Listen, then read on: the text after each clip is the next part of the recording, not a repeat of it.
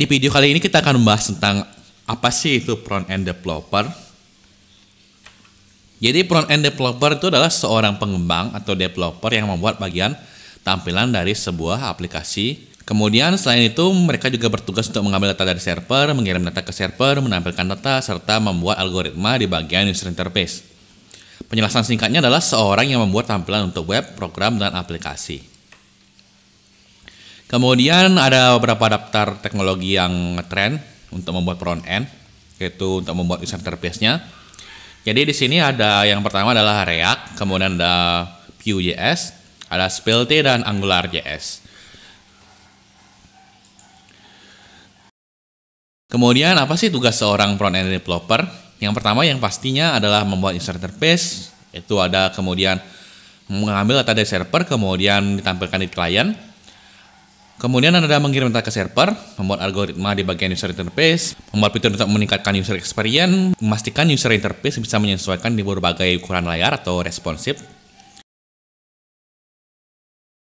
Kemudian yang lainnya adalah memastikan kecepatan user interface dan kemudahannya, kemudian memperbaiki bug yang ada di dalam user interface. Jadi path to money menjadi seorang front-end developer ini ada banyak. Yang pertama kita bisa membuat user interface kit, yaitu menjual user interface kit seperti paket button, paket UI header, paket card, dan lainnya. Jadi kita bisa buat dalam satu paket gitu, kemudian kita jual ke orang lain. Kemudian yang kedua adalah membuat template. Kita bisa membuat template seperti template website, WordPress, landing page, blog, dan lainnya. Kemudian part ketiga kita bisa membuat tutorial di YouTube. Misalkan saja Anda suka membuat tutorial, lalu Anda bisa mendapatkan penghasilan dari iklan yang ada di AdSense. Lalu bisa endorse, menjual produk, dan bisa pakai teknik afiliasi atau memasarkan produk orang lain. Ketika produknya laku, kita bisa mendapatkan keuntungan. Kemudian part keempat, membuat online course. Jadi Anda bisa membuat online course seperti di Udemy, Skillshare, atau web pribadi Anda. Dari sana Anda juga bisa mendapatkan penghasilan atau passive income. Kemudian yang kelima, Anda bisa membuat sebuah buku lalu dijual di marketplace khusus buku ya. Misalkan saja di Gramedia, Amazon, Google Play, dan lain-lain.